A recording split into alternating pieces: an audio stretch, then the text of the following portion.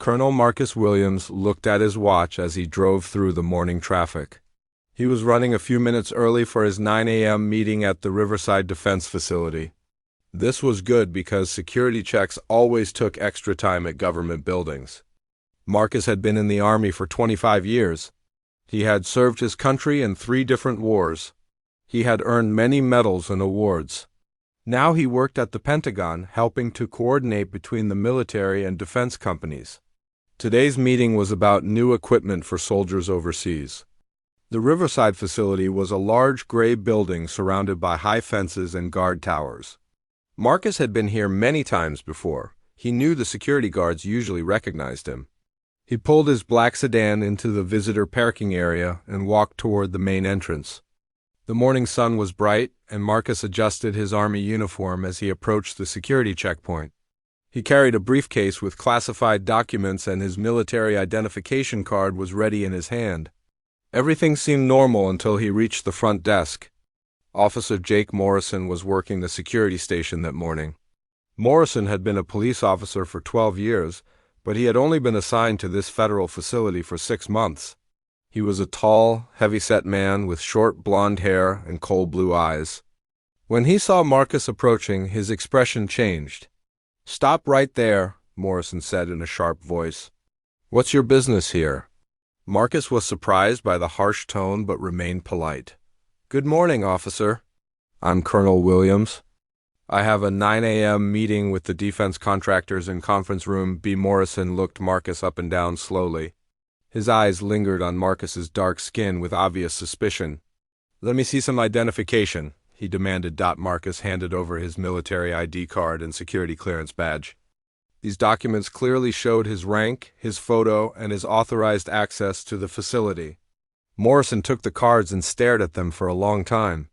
"These could be fake," Morrison said finally. "How do I know you didn't steal these from somewhere?" The accusation caught Marcus off guard. In all his years of military service, no one had ever questioned the authenticity of his official identification. "Officer, those are genuine military documents. You can verify them in your computer system." Morrison didn't check the computer. Instead, he continued staring at Marcus with suspicion. "What's really going on here? People like you don't usually have this kind of clearance?" The phrase "people like you" hit Marcus like a slap. He realized this wasn't about security procedures. This was about the color of his skin. Marcus took a deep breath and tried to stay calm. "Officer Morrison," Marcus said, reading the name tag, "I've been coming to this facility for 2 years. I'm a Pentagon liaison officer. If you check your visitor log, you'll see my name scheduled for this morning." Morrison slammed the ID cards down on the desk. "Don't tell me how to do my job. I don't care what these fake papers say." "You look suspicious to me." Other people in the lobby began to notice the commotion. A few government workers stopped to watch. Marcus felt embarrassed but tried to maintain his dignity. He had faced discrimination before, but never while in uniform at a federal facility. "Sir, I need you to calm down and check your systems," Marcus said firmly. "My meeting starts in 10 minutes. Are you giving me orders?" Morrison's face turned red with anger. "You think because you're wearing that costume you can boss around real law enforcement?" The word "costume," when referring to his Army uniform, was the final insult. Marcus had earned the right to wear this uniform through years of service and sacrifice. He had been shot at by enemies overseas while defending his country. Now he was being treated like a criminal by someone who was supposed to protect federal facilities. "Officer, I'm going to call my supervisor to confirm my appointment," Marcus said, reaching for his cell phone. "Don't you move," Morrison shouted, jumping up from his chair. "Keep your hands where I can see them." Marcus froze with his hand halfway to his pocket. The security guard's reaction was completely out of proportion. Other people in the lobby stepped back, sensing that the situation was escalating dangerously. "I'm just getting my phone to call the Pentagon," Marcus explained slowly. "You can watch me do it." I said, "Don't move." Morrison's hand went to his duty belt where his taser was holstered. "You're being non-compliant and suspicious." The lobby fell silent. Everyone could feel the tension in the air. Marcus realized that this police officer was looking for an excuse to use force against him. He had seen this kind of behavior before, but never directed at a high-ranking military officer in uniform. "Officer Morrison, please check with your supervisor," Marcus said in his most professional voice. "There's been a misunderstanding," Morrison's face twisted with rage. "The only misunderstanding is you thinking you can waltz in here like you own the place. I don't care what rank you claim to have. To me, you're just another troublemaker trying to cause problems." Marcus felt his heart racing. He was a trained soldier who had faced enemy fire, but this situation felt more dangerous than any battlefield. At least in combat, he knew who the enemy was. "I'm going to call my office now," Marcus announced clearly, hoping the witnesses would remember his words. He slowly reached into his pocket for his phone. "That's it," Morrison screamed. "You're resisting and reaching for a weapon." Before Marcus could react, Morrison pulled out his yellow taser gun and fired. The electrical prongs hit Marcus in the chest, sending 50,000 volts through his body. Marcus collapsed to the floor, his muscles seized by the electrical current. His briefcase scattered papers across the lobby floor. The witnesses gasped in shock. Several people started recording with their phones. Marcus lay on the ground, shaking from the electrical shock. His army uniform wrinkled and his dignity shattered. Morrison stood over him with the taser still in his hand. "That's what happens when you don't follow orders," he said with satisfaction. As Marcus struggled to breathe on the cold lobby floor, he could hear people around him talking in shocked whispers. Someone was calling 911, another person was taking pictures. Through his pain and confusion, Marcus realized that this moment would change everything. He had served his country with honor for 25 years. He had risked his life for the freedom and security of all Americans. But in this moment, lying on the floor of a government building, tasered by a police officer for the crime of being black in uniform, Marcus understood that his real battle for respect and dignity was just beginning. The security cameras had recorded everything. The witnesses had seen everything.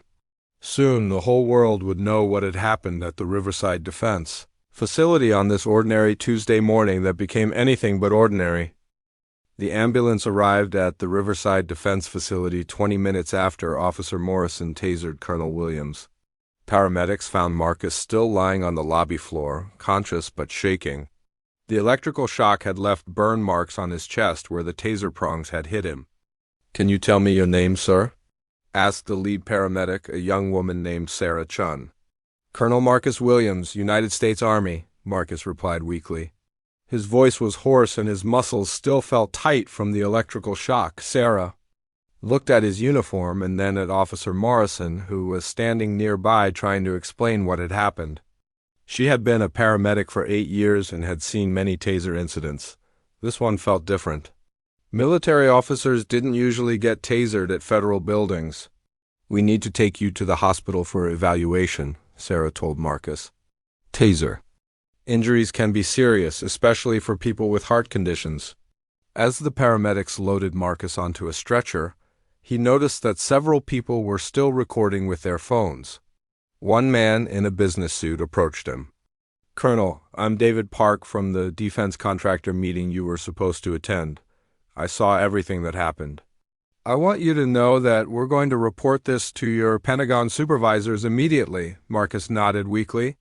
He was embarrassed that his business colleagues had witnessed his humiliation, but he was also grateful for their support. At Riverside General Hospital, Dr. Amanda Foster examined Marcus in the emergency room. The taser had left 2 small wounds on his chest, and his heart rhythm was slightly irregular. More concerning to Dr. Foster were the signs of psychological trauma. "Colonel, physically you're going to be fine," Dr. Foster said, "but I want to keep you here for observation for a few hours. Taser incidents can sometimes cause delayed cardiac problems."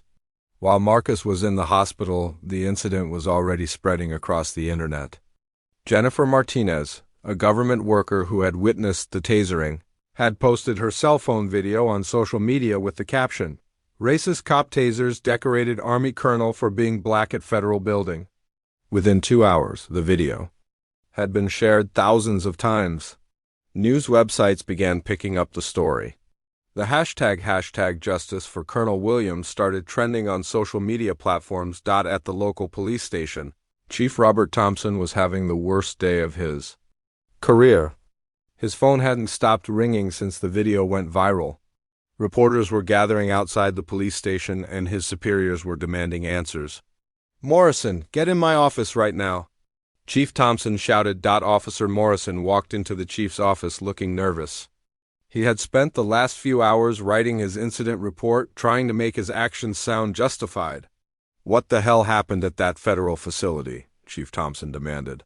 "Chief, I followed proper security protocols," Morrison said defensively. "The suspect was acting suspicious and refused to comply with my orders.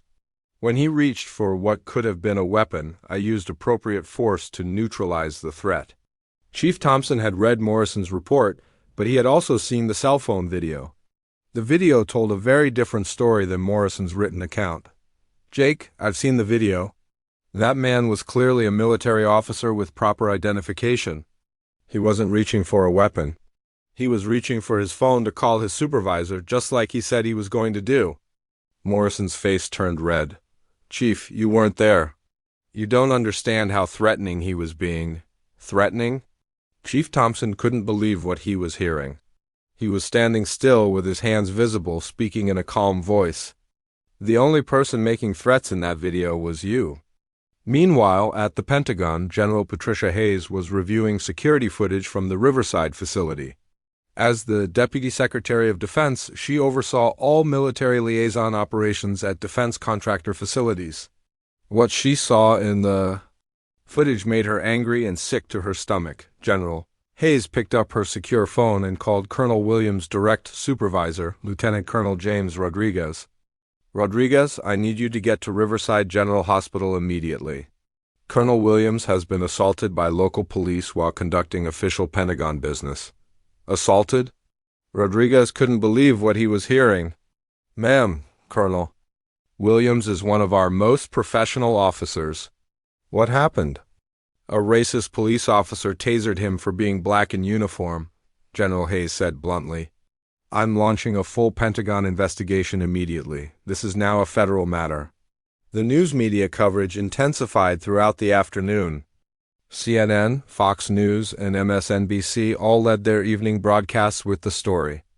The contrast between Morrison's incident report and the clear video evidence created a perfect storm of public outrage. Reverend Michael Jackson, a prominent civil rights leader, held a press conference outside the hospital where Marcus was being treated. "What we saw today at the Riverside facility is a disgraceful attack on both our military and our black community," Reverend Jackson said to the gathered reporters.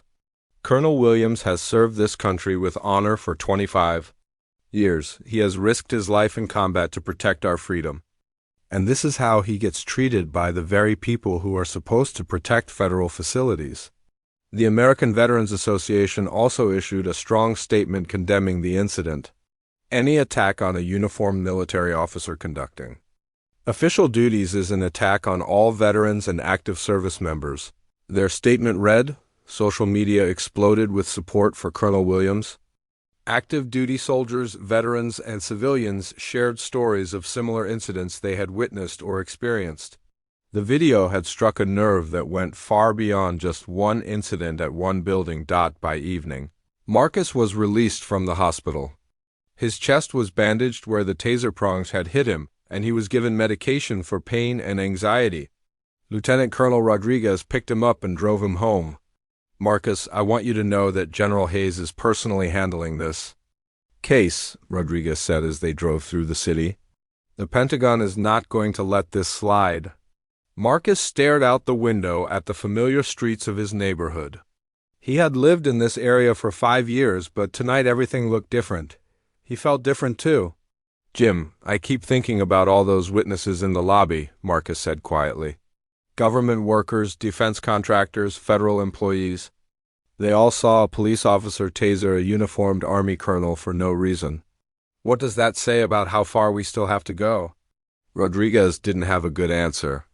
He had served alongside Marcus in Afghanistan and had never seen his friend look so defeated. At his house, Marcus found his wife Elena waiting for him. She had seen the news coverage and was both angry and heartbroken. Their teenage daughter, Sophie, was crying in her room, embarrassed that her friends at school had seen her father being tasered on the internet. "The whole world saw it happen," Elena said, hugging Marcus carefully because of his chest injuries. "At least no one can deny what really occurred." That night, Marcus couldn't sleep. Every time he closed his eyes, he saw Morrison's face filled. With rage and hatred, he heard the sound of the taser firing. He felt the electricity coursing through his body and the humiliation of falling to the ground in front of strangers. He got up and looked at himself in the bathroom mirror. The bandages on his chest reminded him that the physical wounds would heal. But the deeper injury to his sense of dignity and belonging would take much longer to recover from. Marcus had always believed that wearing the uniform of his country would protect him from the worst forms of discrimination. Tonight, he realized how naive that belief had been. The uniform that he had worn with such pride for 25 years hadn't protected him at all, but as he thought about all the people who had witnessed the incident, recorded it, and spoken out against it, Marcus began to feel something else. Besides pain and humiliation, he began to feel a sense of purpose. This incident could become a catalyst for real change, but only if he had the courage to fight back against the injustice he had experienced. Tomorrow would bring new challenges. But Marcus was determined to make sure that his humiliation would serve a greater purpose. 3 days after the incident at the Riverside facility, FBI Special Agent Maria Santos arrived at the Pentagon to meet with General Hayes. Agent Santos specialized in federal civil rights violations, and she had been assigned to investigate the tasering of Colonel Williams. "General Hayes, I've reviewed the security footage and witness statements," Agent Santos said as she sat down in the Pentagon conference room. "This appears to be a clear case of excessive force and civil rights violations." General Hayes nodded grimly. "Agent Santos, Colonel Williams is one of our finest officers. What happened to him was completely unacceptable. We need to know if this was an isolated incident or part of a larger pattern." The FBI investigation had already uncovered disturbing information about Officer Morrison. Agent Santos opened her file and began sharing what they had found. "Morrison has had 7 complaints filed against him in the past 3 years, Agent Santos reported. 5 of those complaints came from black citizens who claimed he used excessive force or made racist comments during traffic stops. Were any of those complaints investigated?" General Hayes asked. "The local police department dismissed all of them as unfounded," Agent Santos replied. "But we've interviewed the complainants and their stories are very consistent. Morrison appears to have a pattern of targeting black citizens." While the FBI was investigating Morrison's history, Pentagon investigators were digging into the broader security arrangements at federal facilities.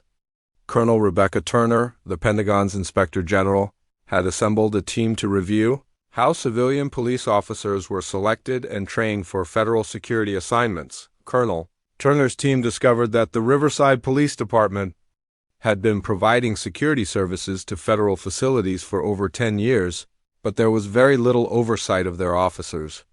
No background checks were conducted beyond basic criminal history, and there was no training on how to interact with military personnel or handle security clearances.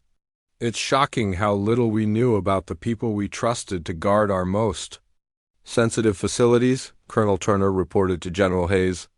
"We basically handed over security to local police departments without any meaningful oversight." The investigation team also found text messages and emails between Morrison and other officers that revealed a culture of racism within their unit. In one text message thread, Morrison had shared racist jokes about black military officers. In another email, he had complained about diversity hires getting promoted too quickly in the armed forces.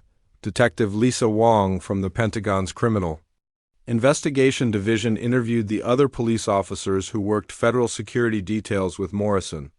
What she discovered was deeply troubling. Officer Kevin Mills, who had worked with Morrison for 2 years, reluctantly admitted that Morrison often made racist comments about the black military personnel they encountered. He would say things like, I don't trust these people, or they're probably up to something, Mills told Detective Wong. I thought he was just being suspicious because of security concerns, but after seeing what happened to Colonel Williams, I realized it was really about race. Officer Mills also revealed that Morrison had bragged about making things difficult for black service members who visited the facility. He told me he liked to make them wait longer and ask them extra questions, Mills admitted. He said it kept them in their place. Meanwhile, Colonel Williams was working with his attorney, Sandra Mitchell, to prepare a federal lawsuit against Morrison and the police department. Mitchell was a former military lawyer who specialized in civil rights cases involving veterans. Marcus, the evidence in your case is overwhelming, Mitchell told him during a meeting at her office. We have video footage, multiple witnesses, and now the FBI has uncovered a clear pattern of discriminatory behavior. But the legal case was just one part of the battle. Colonel Williams had decided to use his experience to push for broader reforms in how federal facilities handled security. He met with Congressman Robert Hayes, who chaired the House Armed Services Committee. Congressman Hayes was appalled by what had happened and promised to hold congressional hearings on the incident. Colonel Williams, what happened to you is a disgrace to everything our military stands for, Congressman Hayes said. We need to make sure this never happens to another service member. The congressional investigation revealed that similar incidents had occurred at other federal facilities around the country, but most have been covered up or ignored. A female Air Force captain in Texas had been sexually harassed by a civilian security guard. A Hispanic Marine sergeant in California had been subjected to ethnic slurs while trying to enter a Navy facility. An Asian American Army major in Virginia had been detained for hours because guards claimed his identification looked fake. The pattern was clear. Civilian law enforcement officers assigned to federal facilities were targeting military personnel based on their race, gender, and ethnicity, often with no consequences. Dr. James Washington, a professor at Howard University who studied racism in law enforcement, was brought in to analyze the broader implications of the case. What happened to Colonel Williams reflects a deeper problem in how some police officers view black Americans, even those who have served their country with distinction, Dr. Washington explained to the Congressional Committee. The uniform that should command respect instead becomes a target for officers who see successful black men as a threat to their authority. The investigation also revealed that the Riverside Police Department had a history of covering up misconduct by its officers. Internal Affairs had received multiple complaints about Morrison over the years, but Chief Thompson had consistently protected him. Detective Wong discovered emails showing that Chief Thompson had coached Morrison on how to write incident reports that would justify his use of force. In one email, the chief had written, "Remember to always mention that the suspect appeared threatening and refused to comply with lawful orders." The investigation expanded to include other officers in Morrison's unit. Detective Wong found evidence that at least 4 other officers had engaged in discriminatory behavior against military personnel, but their actions had been ignored by police leadership. Colonel Williams decided to speak publicly about his experience for the first time since the incident. He held a press conference at the Pentagon with General Hayes standing beside him in support. "I've served this country for 25 years, Colonel Williams said to the assembled reporters. I've been shot at by enemies overseas while defending American freedom, but I never expected to be attacked by an American police officer while wearing my country's uniform." His voice grew stronger as he continued, "This isn't just about what happened to me. This is about ensuring that every service member, regardless of their race or background, is treated with the respect they've earned through their service and sacrifice." The press conference was broadcast live on national television and shared millions of times on social media. Veterans organizations across the country rallied to Colonel Williams' support, organizing protests and calling for justice. The American Legion, Veterans of Foreign Wars, and Iraq and Afghanistan Veterans of America all issued statements condemning Morrison's actions and calling for systemic reforms in federal facility security. As the investigation continued, more victims came forward. A retired Black Navy SEAL contacted Colonel Williams' attorney to report that he had been tasered by Morrison during a similar incident 6 months earlier, but had been too ashamed to report it. The evidence was mounting that Morrison's attack on Colonel Williams was not an isolated incident, but part of a systematic pattern of racist abuse that had been enabled by a police department that refused to hold its officers accountable. Agent Santos prepared to present her findings to a federal grand jury, which would decide whether to bring criminal charges against Morrison. The evidence was overwhelming: video footage, witness testimony, text messages, emails, and a documented pattern of discriminatory behavior. But the investigation had revealed something even more troubling than one racist police officer. It had exposed a system that allowed such behavior to continue unchecked, putting at risk the very military personnel who had dedicated their lives to protecting their country. The question now was whether the system would finally be forced to change, or whether Colonel Williams' sacrifice would be in vain. Defense Secretary Michael Harrison stood at the podium in the Pentagon briefing room, facing a crowd of reporters and cameras from around the world. It had been 2 weeks since Officer Morrison tasered Colonel Williams, and the investigation had revealed systemic problems that demanded immediate action. Today, I am announcing sweeping reforms to how we secure our military and defense facilities across the United States, Secretary Harrison declared. The attack on Colonel Williams has exposed serious flaws in our security partnerships that put our service members at risk. The Defense Secretary's announcement sent shockwaves through law enforcement agencies that had contracts with the Department of Defense. Secretary Harrison outlined a comprehensive plan that would fundamentally change how federal facilities were protected. Effective immediately, we are terminating our security contract with the Riverside Police Department, Harrison announced. Any law enforcement agency that cannot guarantee the respectful treatment of our military personnel will no longer be trusted with the security of our facilities. General Hayes, who had been leading the Pentagon's internal investigation, stepped forward to explain the new security protocols. We will now require all civilian security personnel to undergo extensive background checks, including reviews of their disciplinary records and any complaints of misconduct, General Hayes explained. We will also mandate 40 hours of cultural competency training and specific instruction on military ranks, protocols, and respect. The new requirements were revolutionary for federal security. For decades, the Pentagon had relied on local police departments without much oversight. Now, every officer who wanted to work at a military facility would need to pass psychological evaluations and demonstrate their ability to work respectfully with diverse military personnel. Colonel Williams had been working closely with Pentagon leadership to develop these new policies. Despite his traumatic experience, he had thrown himself into the reform effort, determined to prevent other service members from facing similar humiliation. We're creating a zero-tolerance policy for discrimination, Colonel Williams explained to the Reform Committee. Any security officer who shows bias against military personnel based on race, gender, religion, or ethnicity will be permanently banned from federal facilities. The Pentagon also announced the creation of a new office called Military Personnel Protection Services, which would be led by Colonel Williams after his promotion to Brigadier General. This office would oversee all civilian security contracts and investigate complaints from military personnel. General Williams has turned his painful experience into a mission to protect others, Secretary Harrison said. His leadership will ensure that no service member faces the discrimination he endured.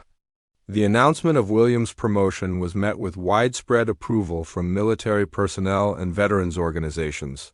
Social media filled with messages of support from service members who saw his promotion as a victory for justice and equality. Meanwhile, Officer Morrison was facing serious legal consequences. A federal grand jury had indicted him on charges of violating Colonel Williams' civil rights under color of law, a federal crime that carried a maximum sentence of 10 years in prison. Morrison's attorney, David Klein, tried to argue that his client had been following standard security procedures, but the evidence against Morrison was overwhelming. Your Honor, Officer Morrison's text messages clearly show racial bias, Federal prosecutor Jennifer Adams told the judge during Morrison's arraignment.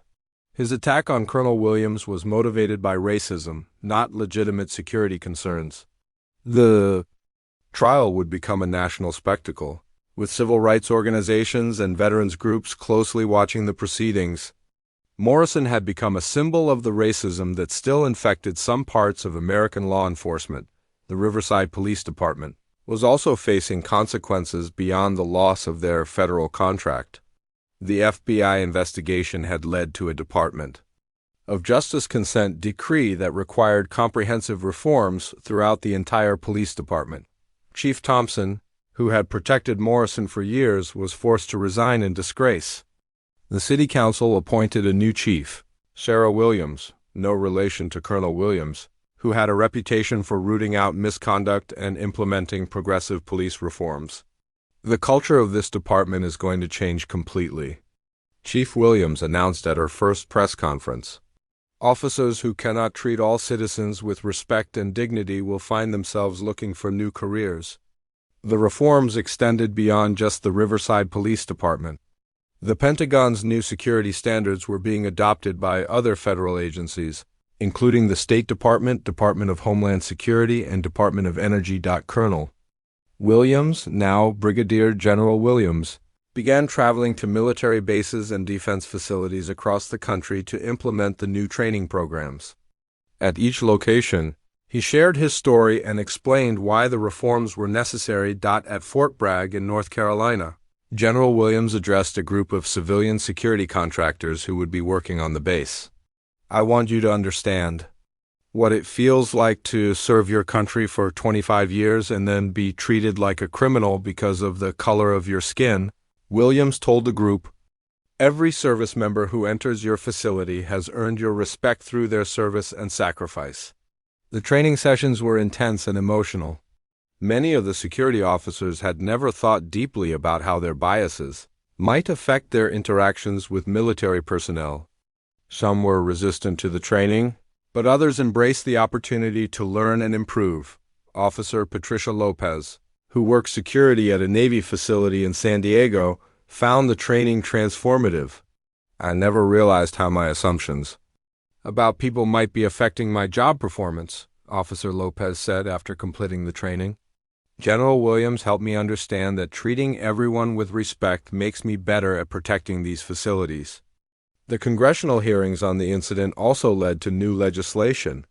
The Military Personnel Protection Act, sponsored by Congressman Hayes, required all federal agencies to adopt the Pentagon's new security standards and created a system for service members to report discrimination. The legislation passed both houses of Congress with overwhelming bipartisan support. Even politicians who usually disagreed on military issues came together to support protections for service members. This bill ensures that anyone who wears our country's uniform will be treated with the respect they deserve, said Senator Maria Rodriguez, who helped shepherd the bill through the Senate. The new law also established a national database to track security officers who had been fired or disciplined for discrimination. This would prevent problem officers from simply moving to different agencies or jurisdictions after being caught engaging in misconduct. General Williams worked with technology companies to develop training simulators that would help security officers practice interacting with diverse military personnel. The simulators created realistic scenarios where officers had to demonstrate cultural competency and professional behavior. The impact of the reforms began to be felt immediately. Reports of discriminatory treatment at federal facilities dropped dramatically as the new training and oversight systems took effect. Military personnel began to feel safer and more respected when visiting defense contractors and government buildings. But the changes went beyond just policy reforms. General Williams had become a national symbol of resilience and transformation.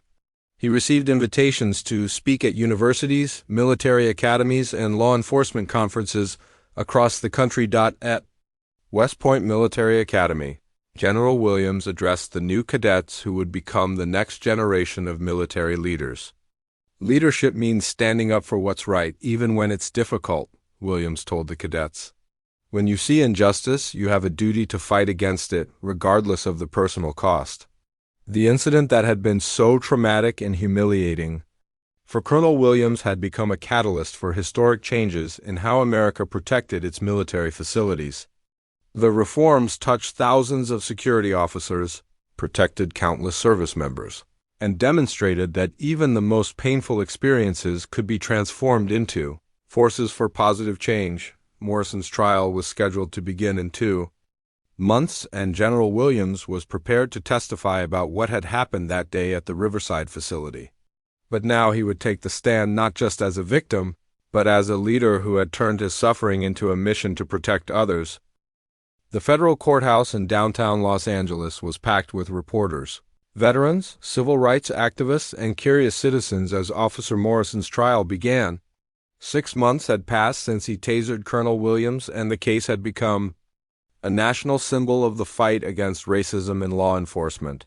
General Williams sat in the front row of the courtroom, wearing his dress blue military uniform with all his medals and ribbons displayed.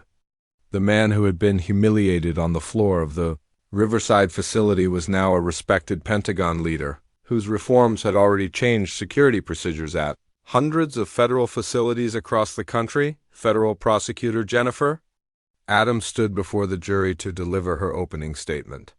Ladies and gentlemen of the jury, this case is about a police officer who attacked a decorated military hero because of the color of his skin, Adams said. The evidence will show that Officer Morrison's actions were not motivated by legitimate security concerns, but by racial hatred and bias. Morrison's defense attorney, David Klein, tried to argue that his client had been following proper security procedures, but the evidence against Morrison was devastating. The security footage from the Riverside facility was played for the jury, showing Morrison's aggressive behavior and Williams' calm, professional responses. The contrast was striking. Morrison appeared angry and out of control, while Williams remained polite and respectful even as the situation escalated. When General Williams took the witness stand, the courtroom fell silent. He spoke clearly and calmly about what had happened that day, describing not just the physical pain of being tasered, but the emotional trauma of being treated like a criminal while wearing his country's uniform. I had served 25 years in the Army, including 3 combat deployments, Williams testified. I had been wounded in battle defending American freedom. But nothing prepared me for being attacked by an American police officer for no reason other than the color of my skin. The prosecution also presented Morrison's text messages and emails, which contained racist language and jokes about black military personnel. The jury heard recordings of Morrison bragging to other officers about making things difficult for black service members who visited the facility. Officer Kevin Mills testified about Morrison's pattern of discriminatory behavior, describing how Morrison had targeted black military personnel for extra scrutiny and harassment. He would say things like, "These people think they're better than us just because they wear uniforms," Mills testified. I realize now that I should have reported his behavior, but I was afraid of retaliation. The defense tried to portray Morrison as a dedicated officer who was just trying to protect a sensitive government facility. But their arguments fell apart when confronted with the clear evidence of racial bias. After 3 weeks of testimony, the jury deliberated for only 6 hours before reaching their verdict. We, the jury, find the defendant Jake Morrison guilty on all counts, the jury foreman announced. The courtroom erupted in applause from the gallery filled with veterans and civil rights supporters. Morrison showed no emotion as he was led away, in handcuffs, but his wife and children were crying in the back row. 2 months later, Morrison was sentenced to 8 years in federal prison. Judge Patricia Martinez delivered a scathing condemnation of his actions during the sentencing hearing. "Officer Morrison, you betrayed the oath you took to protect and serve," Judge Martinez said. "You attacked a war hero who had dedicated his life to defending this country. Your actions were not just criminal, they were a betrayal of everything law enforcement should represent." While Morrison began serving his prison sentence, the broader reforms that General Williams had championed continued to spread across the federal government. The Military Personnel Protection Services, office that Williams-Lehad had processed over 200 complaints from service members in its first year and had permanently banned 15 security officers from working at federal facilities. The new training programs had been implemented at over 500 military and defense facilities nationwide.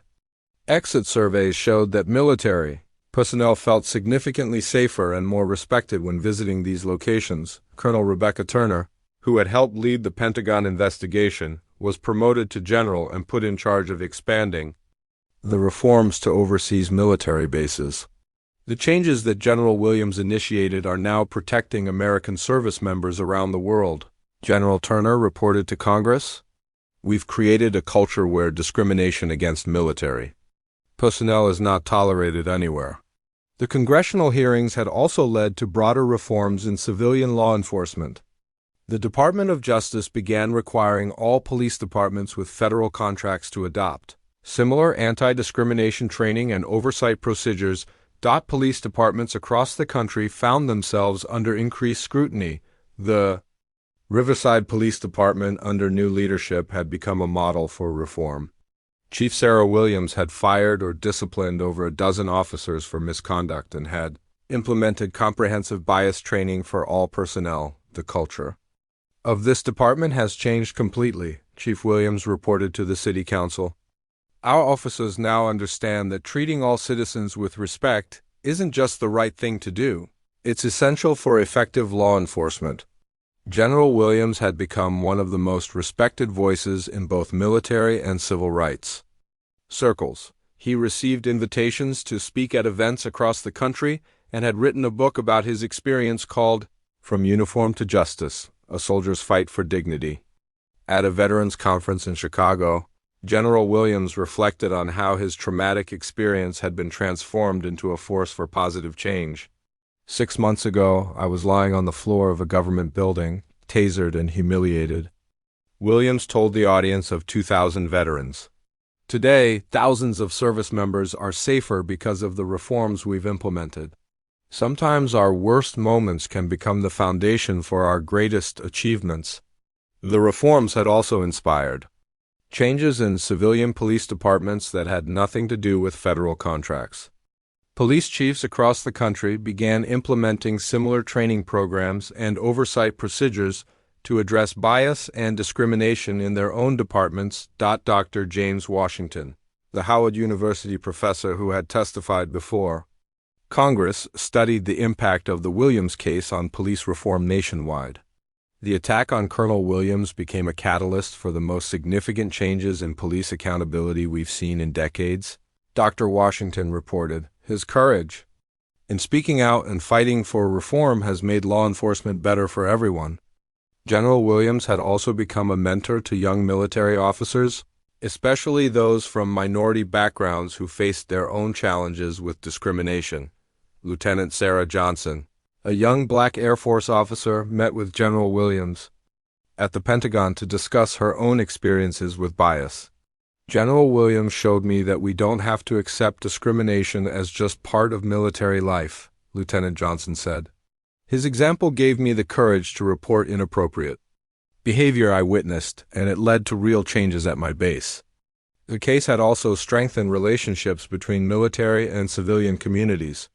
Veterans organizations and civil rights groups had worked together during the fight for justice, creating new partnerships that continued to advocate for equality and reform. 2 years after the incident at the Riverside facility, General Williams was promoted again, this time to Major General, and was put in charge of the Pentagon's entire Personnel Protection and Civil Rights Division.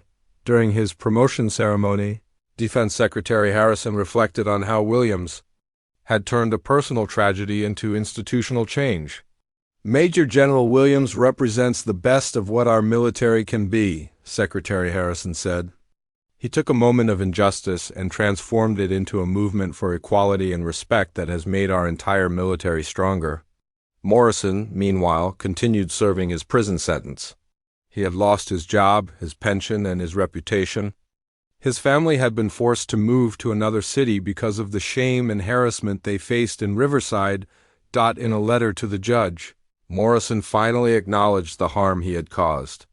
I realize now that my actions were wrong and motivated by prejudice, Morrison wrote.